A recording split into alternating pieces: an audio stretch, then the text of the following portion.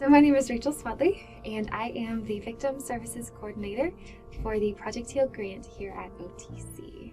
Project HEAL is a grant aimed at reducing dating and domestic violence, stalking, and sexual assault on our campuses. We do things like prevention education, so making sure people understand more about interpersonal violence and what that looks like, making sure people know how to intervene in situations that might be harmful, and we do awareness events to just kind of draw attention to the issue, make sure people are aware of what's happening in our community and engaging in conversations about that.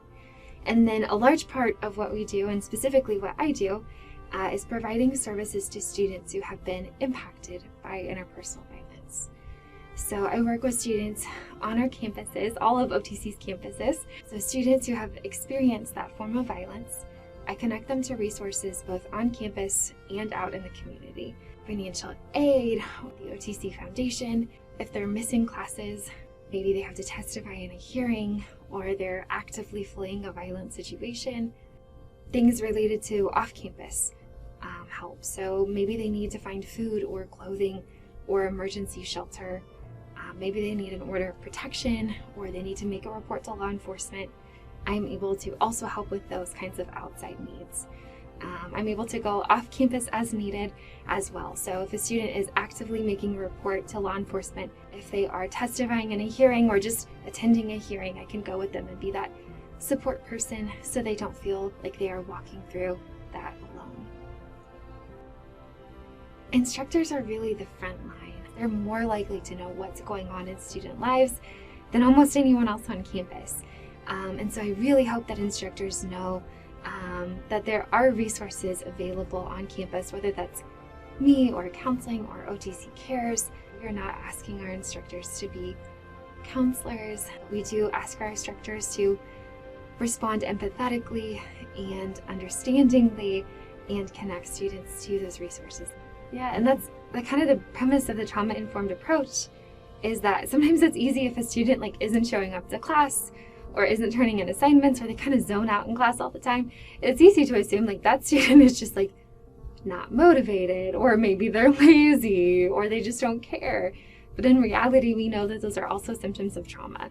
So there are some different steps to the trauma-informed approach. And so one is to realize we know that trauma is going to happen in the lives of about 50% of all of the individuals that we will encounter. And trauma can be a lot of different things. It's not just interpersonal violence. It might be the trauma that first responders face, or that those who serve in law enforcement face. And then the next step is to recognize what the signs and symptoms of trauma really are. Like I just mentioned, not showing up for things, having difficulty concentrating, hypervigilance, having increased risk of heart disease. So if we can recognize what some of those signs and symptoms are, then we can better do the next step, which is to respond. We're not all people who can listen to those stories, and that's okay. That's not the expectation. The expectation is that we maybe know at least one person who we can refer to. And then finally, it's resisting re-traumatization. So an example that I like to use is in an abusive situation. A lot of times there is a power dynamic. As a college, we want to empower them to take control back, to empower themselves to keep moving forward. So I'll share another story. There's a student who I was working with, and that student reached out to me and said that they were potentially ready to leave an abusive situation.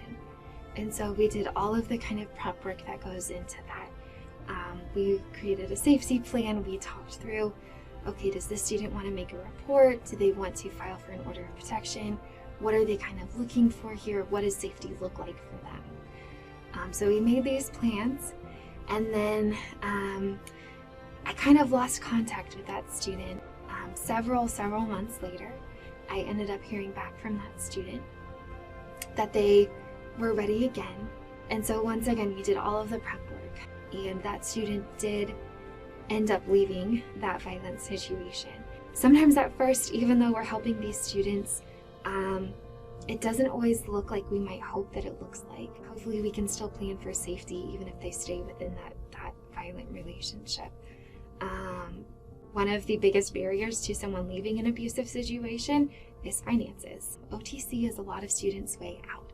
They're able to get quality jobs after their education, which allows them the financial freedom to leave.